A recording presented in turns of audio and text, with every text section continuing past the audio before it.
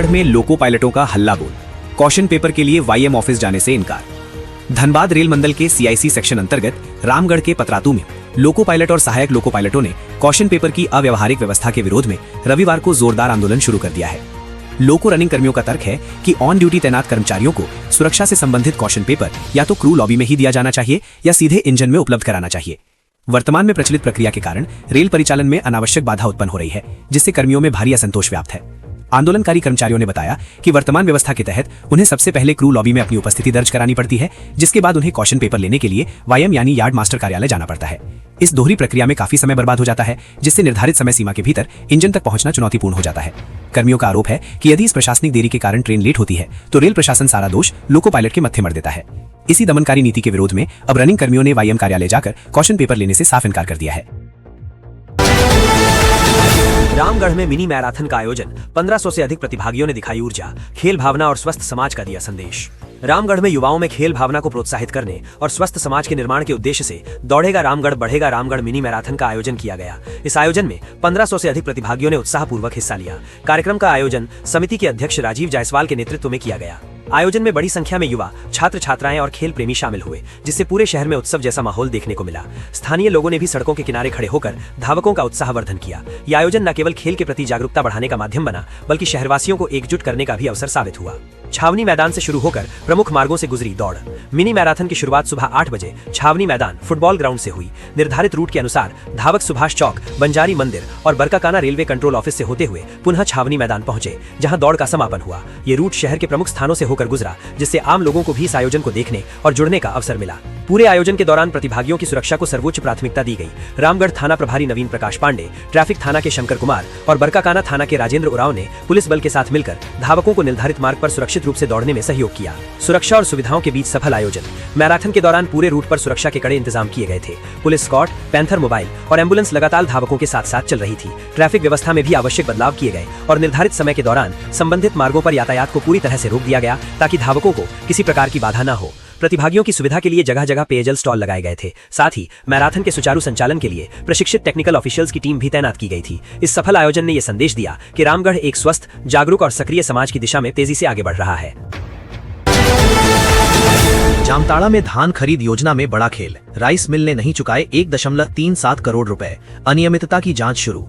झारखंड जिले में धान अधिप्राप्ति योजना के तहत एक बड़ी वित्तीय अनियमितता का मामला सामने आया है।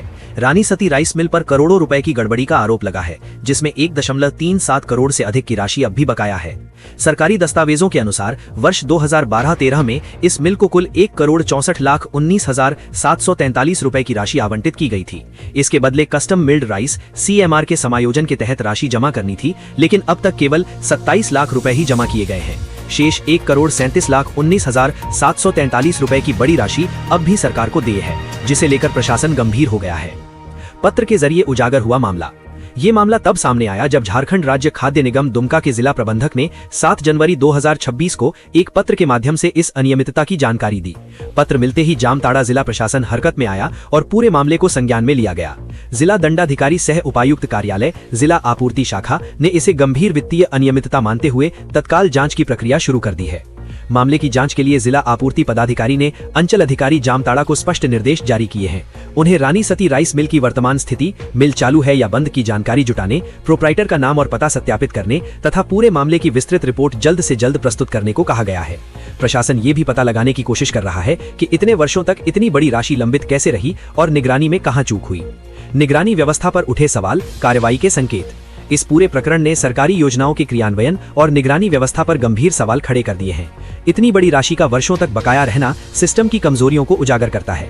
प्रशासन ने साफ संकेत दिए हैं कि जांच रिपोर्ट आने के बाद दोषियों पर कड़ी कार्रवाई की जाएगी और हर हाल में बकाया राशि की वसूली सुनिश्चित की जाएगी। इस मामले के सामने आने के बाद अन्य मिलों की भी जांच की संभावना जताई जा रही है, ताकि ऐसी अनियमितताओं पर पूरी तरह अंकुश लगाया जा सके। असम के रण में बंधु तिर्की की धमक, राहुल गांधी के साथ मंच साझा कर फूंका चुनावी बिगुल, किया बड़ा दावा। झारखंड प्रदेश कांग्रेस के कार्यकारी अध्यक्ष और असम विधानसभा चुनाव के लिए नियुक्त विशेष पर्यवेक्षक बंधु तिर्की इन दिनों असम के चुनावी मैदान में पूरी तरह सक्रिय हैं। रविवार को उन्होंने लोकसभा में विपक्ष के नेता राहुल गांधी के साथ 3 महत्वपूर्ण विधानसभा क्षेत्रों का दौरा किया और विशाल जनसभाओं को संबोधित किया। विशेष रूप से विश्वनाथ विधानसभा क्षेत्र में आयोजित मेगा रैली के दौरान बंधु तिर्की में राहुल गांधी को राज्य की जमीनी राजनीतिक स्थिति और चुनावी समीकरणों का विस्तृत फीडबैक दिया। इस दौरान दोनों नेताओं के बीच लंबी चर्चा हुई, जिसमें राज्य के आदिवासी और श्रमिक वर्गों के मुद्दों पर विशेष ध्यान केंद्रित किया गया।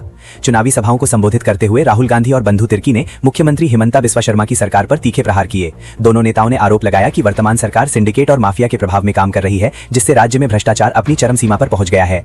बंधु तिर्की ने झारखंड के अनुभवों को साझा करते हुए कहा कि जिस प्रकार जनता ने वहां सांप्रदायिक ताकतों को नकारा है, वैसा ही दृश्य असम में भी दिखाई दे रहा है। उन्होंने दावा किया कि 4 मई 2026 को आने वाले परिणाम राज्य में एक नए और पारदर्शी असम की नींव रखेंगे। देश में पहली बार जमशेदपुर एनएमएल ने तैयार किया 22 कैरेट सोने का गोलाकार पाउडर। झारखंड के लौहनगरी जमशेदपुर के नाम एक और ऐतिहासिक उपलब्धि जुड़ गई है। CSIR राष्ट्रीय धातुकर्म प्रयोगशाला NML ने देश में पहली बार 22 कैरेट सोने का गोलाकार पाउडर तैयार करने में सफलता पाई है। ये पाउडर विशेष रूप से एडिटिव मैन्युफैक्चरिंग 3D प्रिंटिंग के लिए विकसित किया गया है।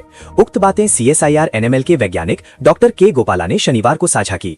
वे बिष्टुपुर स्थित SNTI ऑडिटोरियम में इंजीनियर संस्था भारत जमशेदपुर लोकल सेंटर द्वारा आयोजित एक दिवसीय संगोष्ठी को संबोधित कर रहे थे। तकनीकी सत्र को संबोधित करते हुए डॉक्टर के गोपाला ने कहा कि एडिटिव मैन्युफैक्चरिंग की सफलता पूरी तरह से कच्चे माल यानी मेटल पाउडर की गुणवत्ता पर टिकी होती है। NML की विशेष गैस एटोमाइजर सुविधा का उपयोग कर तैयार किया गया 22 कैरेट सोने का ये पाउडर स्वदेशी तकनीक का बेहतरीन उदाहरण है। इससे भविष्य में आभूषण निर्माण और अन्य जटिल तकनीकी क्षेत्रों में 3D प्रिंटिंग के प्रयोग को एक नई दिशा मिलेगी। इससे पूर्व कच्चे माल के संश्लेषण से उन्नत उत्पाद विकास एवं विशेषता निर्धारण विषय पर आयोजित संगोष्ठी का उद्घाटन मुख्य अतिथि Manoj day, office head Tata consulting engineers और विशिष्ट अतिथि Vineet Kumar Shah, chief long products Tata steel एवं चेयरमैन IEI ने दीप प्रज्वलित कर संयुक्त रूप से किया। कार्यक्रम के दौरान विशेषज्ञों ने इस बात पर जोर दिया कि कैसे प्रयोगशाला के नवाचारों को सीधे उद्योगों से जोड़कर भारत को आत्मनिर्भर बनाया जा सकता है। मुख्य अतिथि मनोज डे ने अपने संबोधन में कच्चे माल के विकास और उन्नत उत्पाद निर्माण के बीच समन्वय को जरूरी बताया। उन्होंने कहा कि लैब में होने वाले शोध तभी सार्थक हैं जब वे कारखानों तक पहुंचे। उन्होंने इंजीनियरिंग क्षेत्र में लागत और ऊर्जा की बचत पर विशेष जोर देते हुए युवाओं को नई तकनीक अपनाने के लिए प्रेरित किया। संस्थान के चेयरमैन विनीत कुमार शाह ने स्वागत भाषण में कहा कि वर्तमान समय में सटीक फिनिशिंग और जटिल ढांचों के निर्माण के लिए एडिटिव मैन्युफैक्चरिंग की मांग बढ़ी है। इस तकनीक के माध्यम से ऐसी ग्रेडेड सामग्री तैयार की जा सकती है जो पारंपरिक निर्माण विधियों से संभव नहीं थी। NIT जमशेदपुर की डॉक्टर मोनालिसा मंडल ने SS420 मार्टेंसिटिक स्टील पर अपना शोध प्रस्तुत किया। उन्होंने बताया कि DMLS तकनीक से उत्पाद बनाते समय यदि मानकों को सही ढंग से नियंत्रित किया जाए तो उत्पादों की मजबूती और उनकी सूक्ष्म संरचना को काफी बेहतर बनाया जा सकता है। रामगढ़ में विशेष संडे पर मसीही समुदाय ने की कब्रिस्तान में प्रार्थना, मोमबत्तियां जलाकर दी श्रद्धांजलि। गुड फ्राइडे के बाद विशेष संडे के अवसर पर प्रभु यीशु के पुनः जीवित होने की आस्था को याद किया जाता है। इस मौके पर झारखंड के रामगढ़ जिले के CNI चर्च से जुड़े मसीही समुदाय के लोगों द्वारा कब्रिस्तान में विशेष प्रार्थना कार्यक्रम आयोजित किया गया। इस मौके पर बड़ी संख्या में श्रद्धालु शामिल हुए और अपने दिवंगत परिजनों को श्रद्धांजलि अर्पित। कार्यक्रम की तैयारी शाम में ही पूरी कर ली गई थी, जिसके बाद सुबह 4 बजे से आराधना की शुरुआत हुई।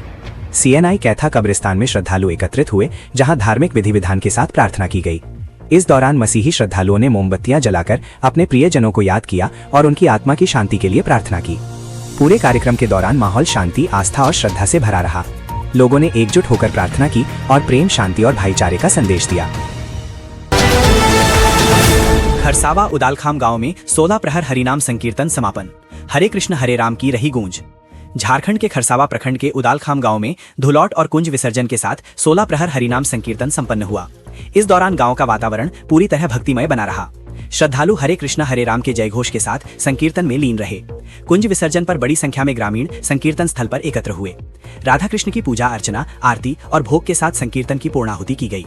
इसके बाद श्रद्धालुओं ने राधा कृष्ण की परिक्रमा कर उन्हें रंग गुलाल अर्पित किया।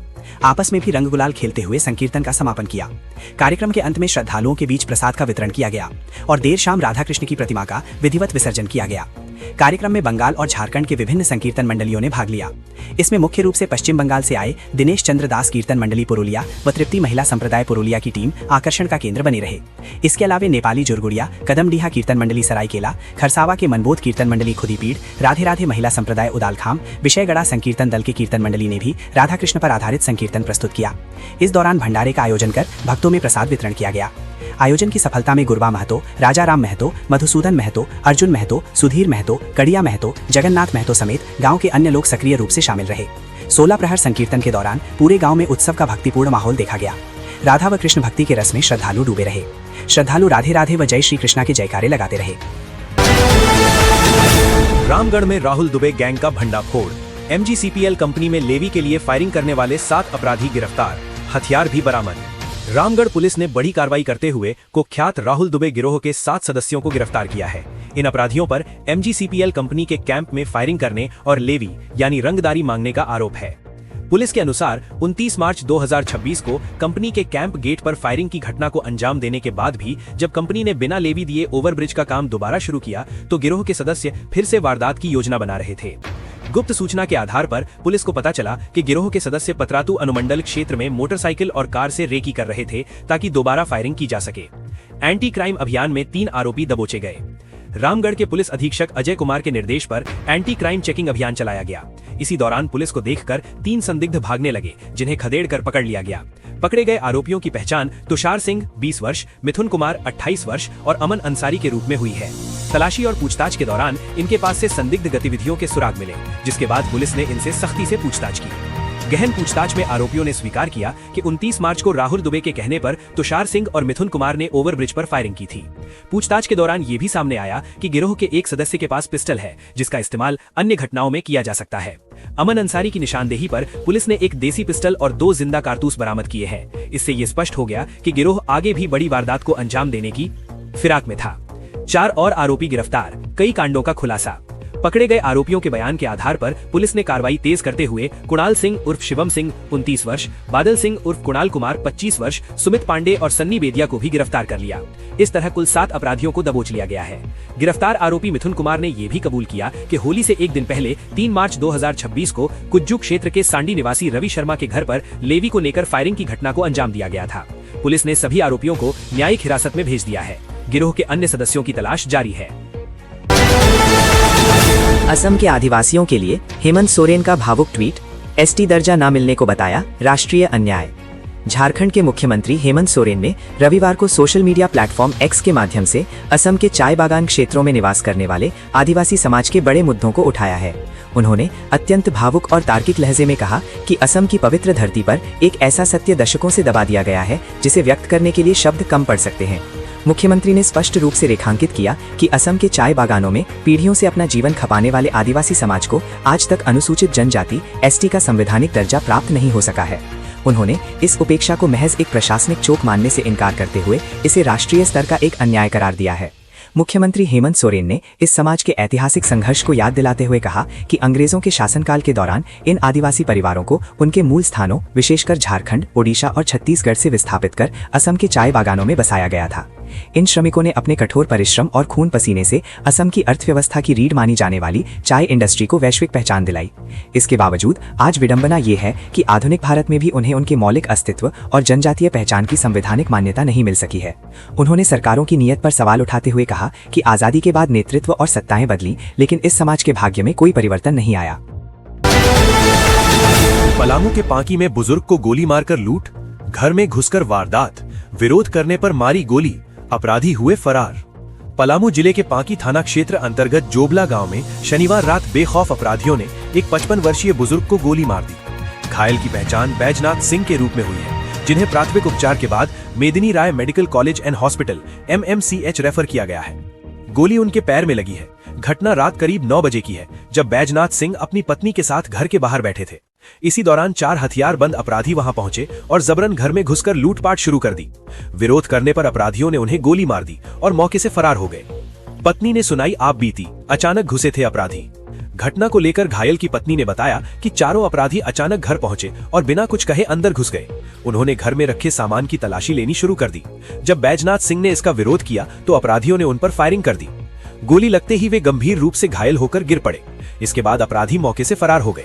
घायल बैजनाथ सिंह ने भी पुलिस को दिए बयान में लूटपाट की पुष्टि की है। बताया कि विरोध करने पर उन्हें निशाना बनाया गया। घटना के बाद पूरे इलाके में दहशत का माहौल है।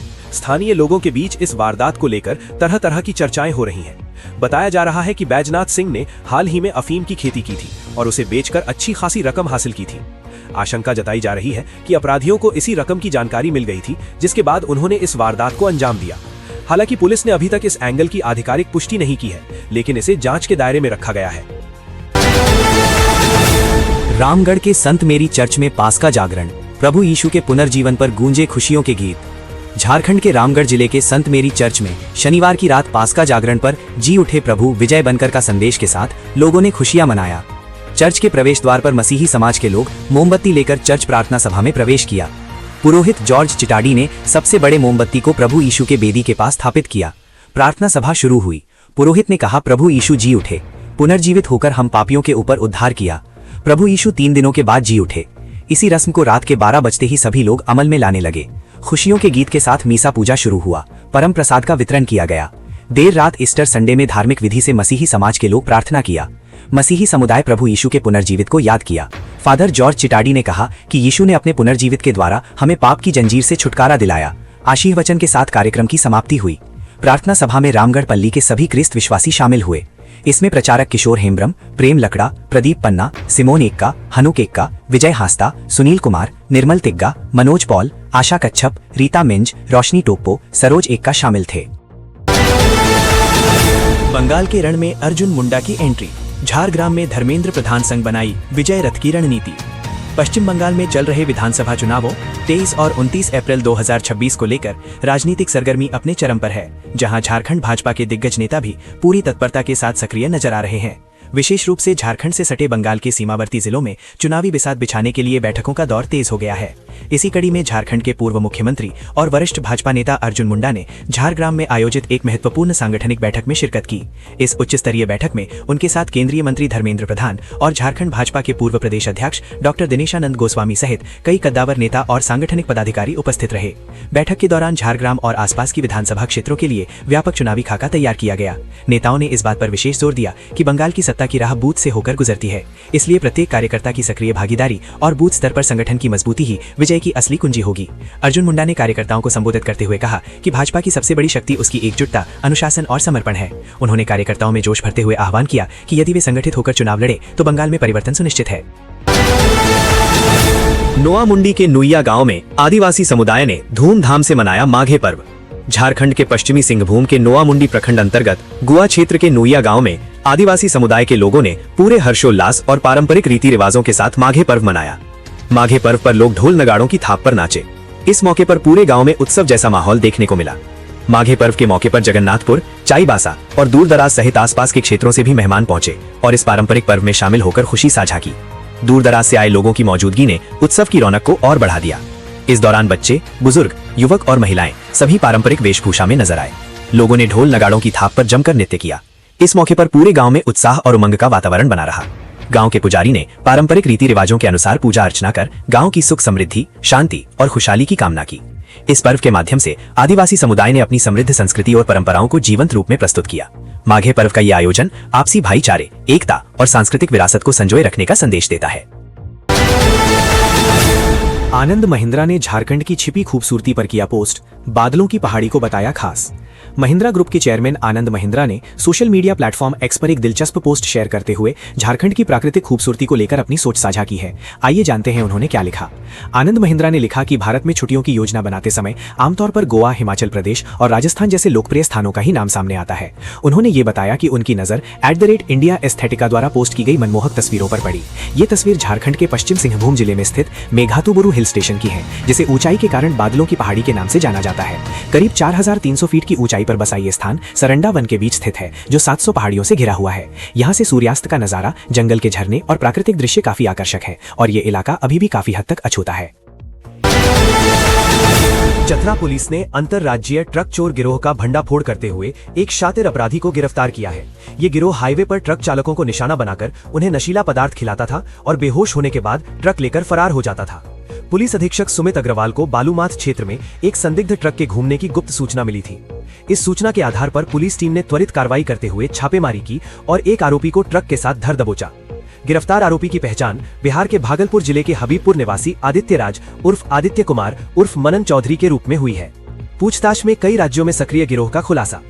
पुलिस पूछताछ में आरोपी ने कई अहम खुलासे किए हैं। उसने स्वीकार किया कि वो अपने गिरोह के अन्य सदस्यों के साथ मिलकर झारखंड, बिहार और पश्चिम बंगाल के विभिन्न जिलों में इस तरह की वारदातों को अंजाम देता था।